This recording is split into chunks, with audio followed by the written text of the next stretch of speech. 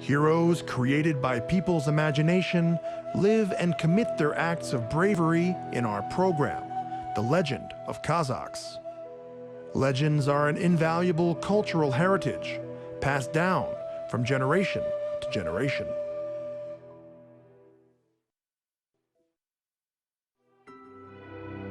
Dragons are mentioned in traditions, myths, and legends of almost all people of the world. At the same time, all of these legends are very similar to one another.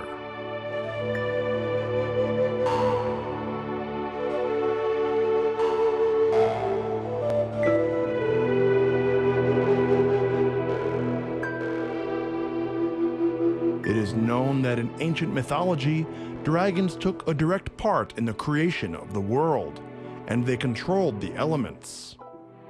It is interesting that the majority of the descriptions of dragons are almost completely coinciding with the descriptions of dinosaurs.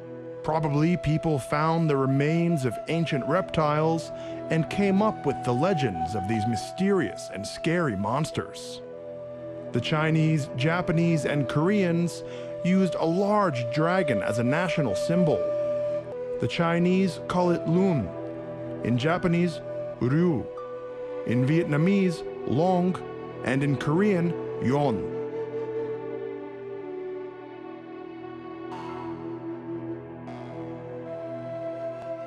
It is noteworthy that according to the European beliefs, dragons are considered to be malicious, but in the East, they are kind. Special attention is paid to dragons in Asia, and it remains a central character throughout mythology.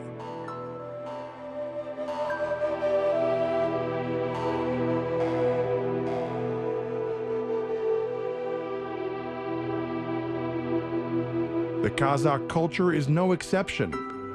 There are echoes of ancient beliefs about dragons. In the Kazakh epos, dragons are called Aydahar. If you think that dragons exist only in fairy tales, then you are wrong. In one of the highest mountain ranges of the world, in the Tian Shan Mountains, you can see an amazing natural wonder, a fossilized dragon. And the name of this mountain range is the Drakensberg Mountain.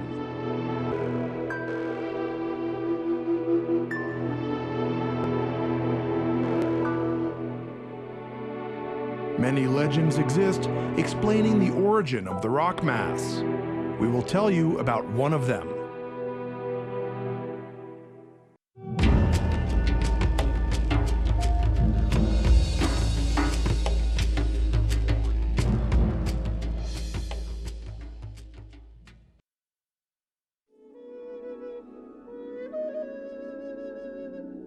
No one knows when the dragon settled in the mountain gorge. Perhaps 100 years ago, maybe 1,000. Once the dragon and the people were at odds. The dragons would attack cattle and people, ruining their village, and the people would bother him when he was asleep or otherwise plague him.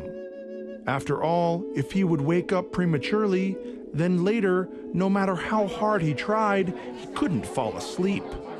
And the people decided to enter into a truce with the dragon. The dragon would not steal livestock and people. He would hunt only for wild animals that lived in the mountain, and the people would not annoy him anymore. The people would in turn guard him when he slept. In the gorge, which he loved for its cool temperature, it would always be peaceful and quiet. The dragon woke up every 10 years. He woke up and didn't sleep for a whole year. And then he would fall asleep again for another 10 years. During this 10th year of his sleep, the wind was covering the dragon with stones and sand. Shrubs and trees also grew on him. And the dragon became like a big mountain, and only a triangular appendage rose from the back to remind the people about him. So they lived in harmony with the dragon, inordinately for many years, until a rich caravan of merchants from the east came to the village. Excellent armed warriors accompanied the caravan, and they installed silk tents for them and their masters on the mountain, on the very back of the dragon, in order to see far away for any approaching danger. The merchants laid out their various products and they traded briskly, and when all the goods were sold, they staged a big celebration on the mountain. They brought out sweet wine and invited the merchants. The songs were sung until the morning hours and throughout the entire valley. During the day, the happy warriors staged racing and archery, and at night they drank intoxicating kumus and lit fires, cooking meat in a cauldron. In vain, the residents of the village asked the soldiers to be quiet and keep calm, and in vain they told them what would happen if the dragon would wake up. But in response, the residents just heard booming laughter of the soldiers. The soldiers didn't believe a word. Their stomachs hurt from laughing so hard. Old men and women were wailing, and the horsemen looked sternly and shook their heads. Suddenly, the ground beneath them shook, showering them with stones, and an eerie, deaf moan blew across the gorge. The horse hooves scored and stood on its hind legs. The warriors rushed with fear in all directions. From the heat of the fires, the dragon woke up, and he pulled his torso open, and his red eyes bleared gazingly. The huge mountain stirred and began to rise, and the earth and stones fell with a crash. The dust rose up to the clouds. All of the inhabitants of the village woke up from a terrible rumble and a roar. The little children and women burst into tears. They were afraid of what was going to happen to them. In the dark sky, there flashed scarlet flames. The dragon opened his mouth, and the fiery breath poured out from his throat. The merchants jumped from their soft pillows and rushed to hide their goods in their strong chests. They prayed to their gods and shouted at the soldiers. Why should they pay them if by misfortune they cannot save them? Then the courageous and brave commander assembled his soldiers and gave the order. They would kill the dragon. The soldiers gathered in neat rows and put on their armor. They took out their swords and their spears. The first detachment rushed towards the dragon, and then a second and a third. The soldiers threw sharp spears and pikes at the dragon, but they couldn't penetrate his skin. They cut him with swords, but they couldn't knock a single scale from the dragon's body. The dragon waved with his strong wings, and he rose into the sky. The archers pulled the strings on the bows, but the arrows only bounced off of his impenetrable scaly body. The dragon opened his mouth and breathed on the warriors. The warriors were scorched by the fire of his breath, and they turned into ashes.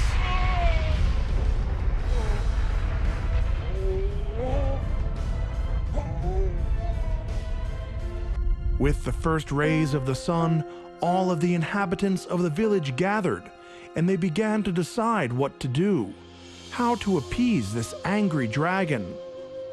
The elders decided to go to the dragon and to bring him fresh meat. The dragon settled by his gorge and went near the cave. The people came and brought him food. "You woke me up, you people," rumbled the dragon. "You deprived me of my sleep. I have slept only 3 years, and I need another 7. I won't be able to go back to sleep now." The eldest member of the community bowed lowly and said, "What can we do now? Remember, we've always lived with you in peace, and we've guarded you in your sleep. But these strangers came. We warned them, and they didn't listen." "I am hungry," wheezed the dragon. "From now on, every day, you will bring me fresh meat and milk. Then I will not hurt you. But if not, then you only have yourselves to blame. It will be as it was before." The people bowed towards the dragon, and they went back with weary heads. There was nothing else to do. Every day the people killed their own cattle. Day after day in the village, First, there disappeared all the sheep and the goats. And then the people started to kill camels, and then horses. The people understood that in just a few days, there would be no animals left in the village at all, and the dragon would be left with nothing to eat. Then he wouldn't spare even them. They gathered for a community council. For a long time, they were deciding what to do, how to cope with their trouble. They thought for a long time, until they remembered about an old hermit named Abiz, who lived high in the mountains. How many years he lived in the mountains, no one remembered. Some even say that he was the same age as the dragon. He will certainly come up with something.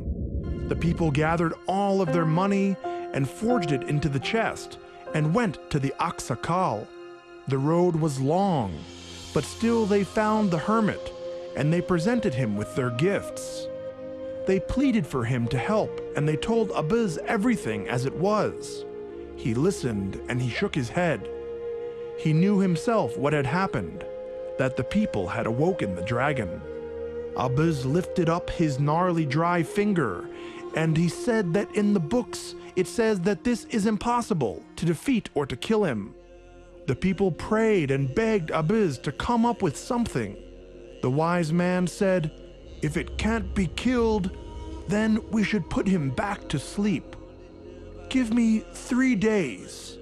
I will think of a way of how it can be done." Abiz opened his ancient manuscript and began to look for the answers hidden within. 3 days passed, and the elders came again to Abiz.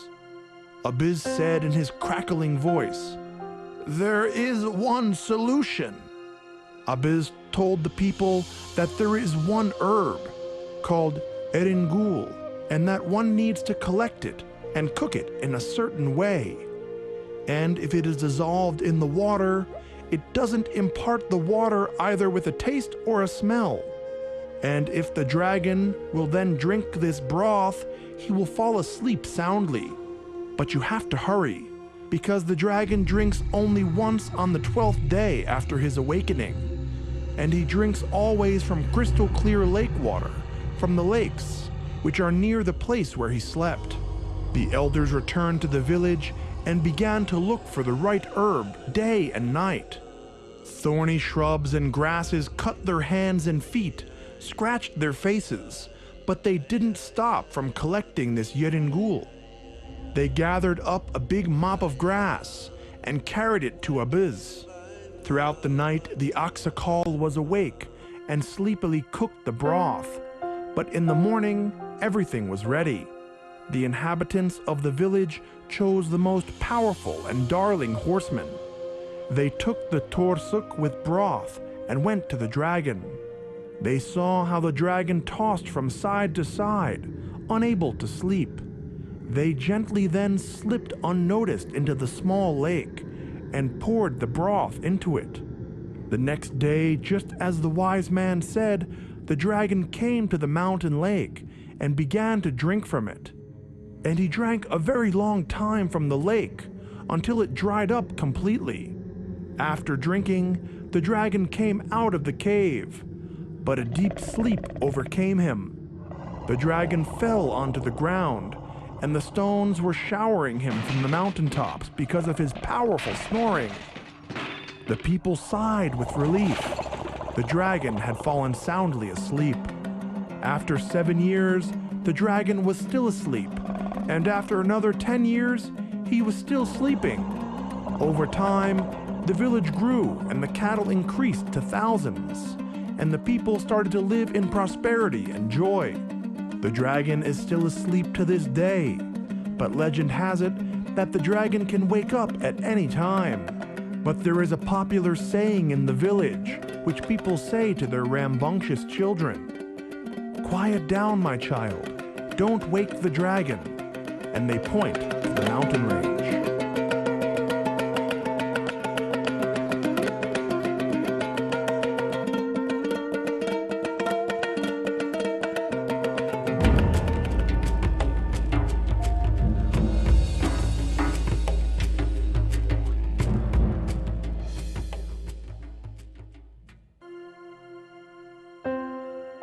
mountains received their fabulous name because of the shape of the ridge, which is so reminiscent of the spines or jagged spines of a dragon's back.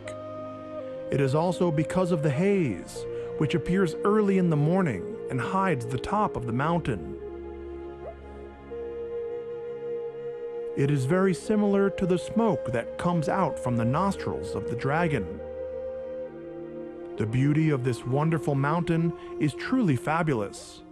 In the winter, the tops are covered with snow, and in the summer, mica and metal inclusions in the rock sparkle and shimmer in the sun, like the scales of a dragon. The mythical magic Dragon Mountain impresses with its charming scenery and opens up its innermost secrets of rich history.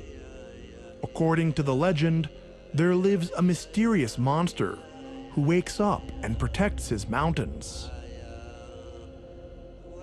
The Dragon's Mountain is part of the Tian Shan mountain system, which is one of the major mountain systems in Asia. The Tian Shan means celestial mountains. In the north, celestial and western parts of the Tian Shan, they are located in the territory of Kazakhstan. The mountain slopes are steep and dissected by large and small canyons and dry riverbeds. The general view of the mountain relief varies. In the mountains, the high peaks alternate with rolling plains. The valleys located between the two mountain ranges are covered with red clay. There are widespread deposits of limestone, clay, and sandstone. The tops of the Tian Shan Mountains are covered with glaciers. Many of the rivers flow through the mountain spurs, in between the slopes. Some rivers which feed on the springs of melted snow dry out in summer. In the spurs of the Tian Shan, there are lakes located in the depressions between the peaks of the mountains. These lakes originate from the glaciers. There are settled and broken rocks in the northern slopes of the Drakensberg Mountain. The surface of the ridge is composed of sandstone, limestone, and granite. The ridge has a rough and heavily dissected surface. Infrequent rainfall, dry air, light winds, and significant changes in temperature. These are the features of the terrain. Hundreds of years of exposure to water, wind, and temperature have resulted in the rock erosion and have changed it into the landscape that we see today. This is how the rocky cliffs of various shapes received a variety of names that were given to them by local residents. The mountains are the most welcoming to guests from May until October.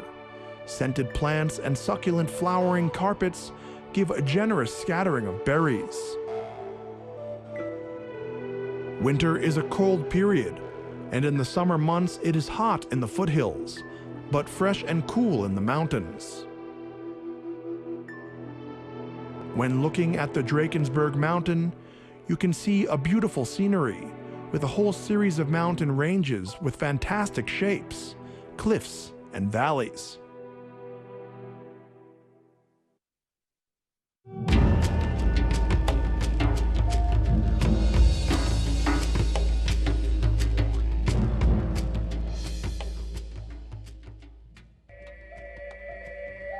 In the next program, we will tell you about the old lake called Emerald Lake, which is hidden high in the mountains. This lake is a real gem of the northern Tian Shan Mountains. No matter how hard the rugged mountains try to shadow the greatness of this mysterious lake, they cannot manage to do it. When the sun's rays touch the surface of the water, it changes its color from pale green to turquoise.